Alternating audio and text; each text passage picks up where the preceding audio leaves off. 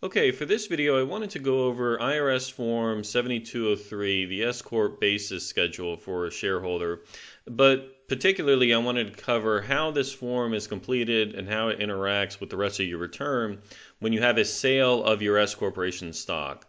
So the Form 7203 is required when you dispose of your stock, either a partial disposition or a complete disposition, and so that's what we're going to cover in this video. So before I get into the rules here, I want to give you a brief run through of everything I've got in front of us for this video. So we have the one slide here covering the rules and then the fact pattern here below. And then I've also got the 7203 for our shareholder. It's going to be Jane Doe here, but it's also part of her full tax return. So I've got a full 1040 here with the Schedule D, the 8949, all those other pieces we're going to need. And then in addition to this, we do have the K1 for Jane coming from her S Corporation. And so you see here it's a 2022 Schedule K1 as part of a Form 1120S, and it is marked final because in our scenario here, Jane is selling all of her S Corporation stock. And then lastly, I just have a link to, this is the IRS website covering stock and debt basis issues for S corporations. And so it's got some good information here. There's no specific references to the Treasury regs or the tax code, but it's still a good overview of all the issues you should be aware of. And of course, I'll put a link to that below in the description. So if we go back to the slide here, cover some of the basics on S corporation stock sales. So when you sell your S corporation stock, generally it's just going to be capital gain or loss, right? So the stock itself is treated as a capital asset. So when you sell it, you get capital gain or capital loss treatment, and it's going to be either short-term or long-term, depending on the holding period, right? And so in our case, Jane is going to sell the stock pretty quickly, so it's going to be short-term capital gain. Now, your basis in shares is really, really important, right? And at the risk of stating the obvious here, the reason why your basis in the stock, your adjusted basis, is so important is because that is ultimately going to determine whether you have a capital gain or loss and what amount, right? Your capital gain or loss is going to be the excess of your proceeds over your cost basis, if that's going to be if it's a gain, or it's going to be a loss if your cost basis, your adjusted basis, is in excess of the proceeds. So under the regs, your basis in the stock is calculated immediately before the disposition. So what that means is that Jane still looks at her K1, she takes allocations of the income, the expense, gets her adjusted basis right up into the point of disposition, and then after the sale, that's the basis she used to determine the capital gain. Now, what we're also going to see in this video, very important, is the suspended loss issues. So suspended losses because of basis issues. When you sell your stock, any of those suspended losses or deductions are personal to you. It means that they don't follow the corporate stock itself. So if you have suspended losses in prior year or current year because of basis limitations, when you sell the shares to a transferee person, another person, they don't go with them, right? They stay with you. And this applies whether you sell all or just a partial amount of your stock.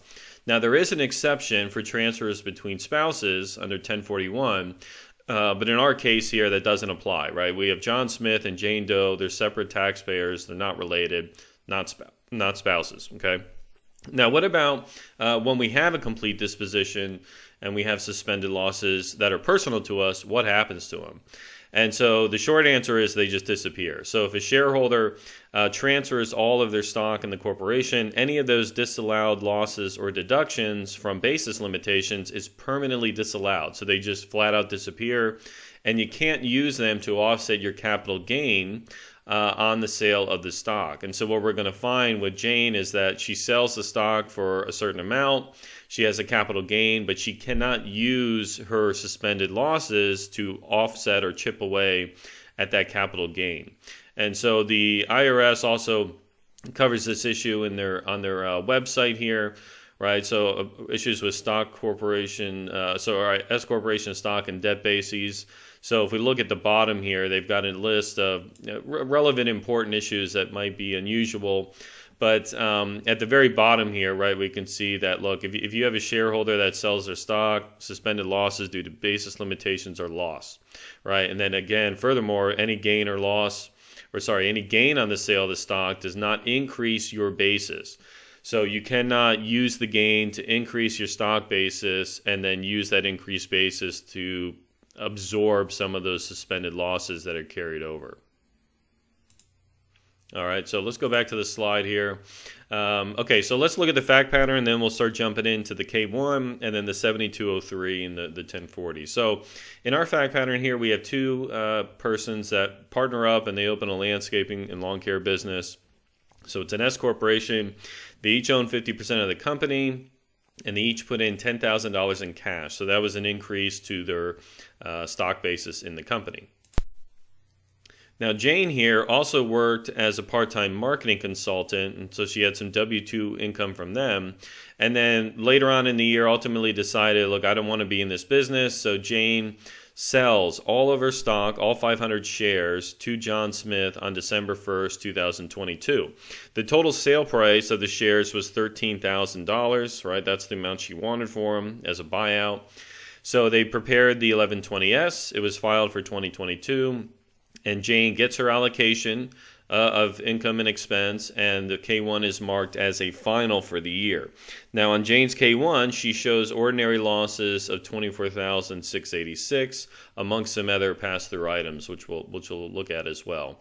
Now, the corporation did not make this 1377A2 election. That is an election that's available when an S corporation shareholder completely disposes of their interests. It gives the S corporation ability to effectively close the books and create multiple tax years. So you can have a tax year leading up to the disposition, and then there's a new tax year going forward. They didn't do that. They're just using the default method to allocate the earnings and the expenses throughout the year for each of the shareholders. All right, so if we look at the K1, let's go to the K1 here. So this is Jane Doe's K1, right? So we've got the lawn care business here. The amount of corporation shares issued and outstanding is 1,000.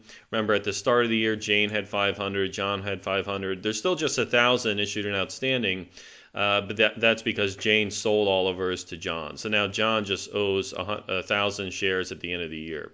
And we can see that down here in item H, right? Jane's shareholding at the start of the year, 500 shares. End of the year, it's 0 because, again, she sold all of her stock.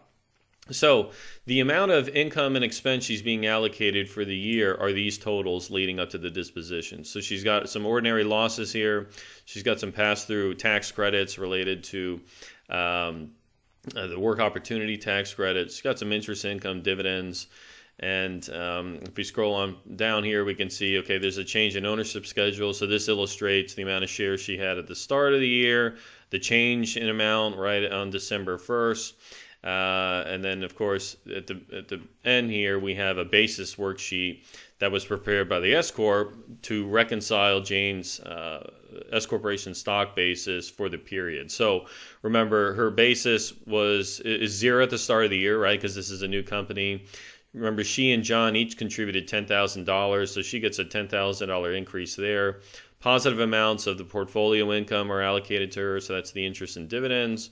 She has a reduction for non-deductible expenses, and then her basis leading up until the point she wants to deduct those ordinary losses is $87.07, right? And so she can claim $87.07 of the $26,000 loss because that's the limit of her stock basis. So once Jane has this K1 available, now she can look at preparing her return and the 7203. So if we look at the 7203, the reconciliation is very similar to the basis worksheet we just saw on our K1 package. So we've got the 7203 here for Jane Doe. Her stock block, she only had one, right? So block 1 is just her initial purchase or contribution in exchange for the stock. So she was an original shareholder.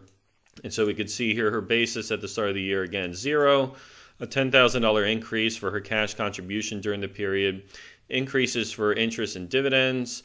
That's her basis right before accounting for non-deductible expenses. And then we can see here her basis before loss and deduction items on line 10 is $8,707.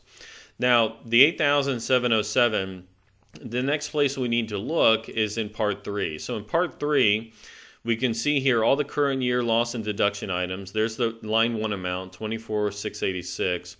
And when we compute loss allowable from stock basis, we add A and B together and then ask ourselves, okay, is this total greater than our stock basis? If it is, then the loss that's allowable is just limited to our stock basis above. So on line 10, we had 8707, and the amount of loss allowable is going to be capped at $8,707.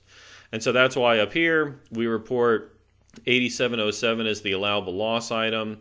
And so her ending basis leading up until the sale, right, is going to be $0. So on line 15, her stock basis is 0. Now, in part 3, remember, this is a total disposition, so we have a carryover amount here. Now, the carryover amounts, if she didn't sell the stock, then this would, in fact, just be carried over. However, if we look at the instructions, they really don't tell us whether or not to put an amount here, but it is very clear that this actually cannot be carried over. So the form just asks us to place an amount here, which I have, but you could arguably just leave that blank as well, because again, these losses are permanent. She cannot use this at all, right? Not in the current year to offset the capital gain that she's going to have, nor can she roll those forward to the subsequent period. So you can put the carryover amount there, right, which is the difference between these two, or just leave it 0. I think either way would be appropriate. Just remember, going forward, none of this can be used. So next year, she's not going to have a 7203 with a carryover amount from the prior year, right? All right, so now that the 7203 is done, let's have a look at Jane's Schedule D in 8949. So remember, we sold stock, right? So we're reporting it on the 8949 just like we would almost any other disposition of an asset. So we have short term here in part 1, and we are doing box C, right? These are short-term transactions that were not reported on a 1099-B brokerage statement. So box 1 here, description of the property, right? We sold 500 shares of our fake lawn care business, Inc. Date acquired was on the entity formation date, right? So Jan 18, 2022. Sold on December 1st, 2022. The gross proceeds from the sale are $13,000, and the basis is 0, right? So if you're doing a 7203 and you're selling the stock, the basis is effectively pulling from the 7203 down here on line 15, right? So if she had some basis, you can report some basis there on the 8949, but in her case, it's 0. So that's why we've got an 8949 here with just proceeds, no cost basis, and it's all capital gain, right? Short-term capital gain. Right? Okay, and then ultimately, obviously, that flows up to Schedule D. So we see that reported here on Schedule D, Part 1, the $13,000.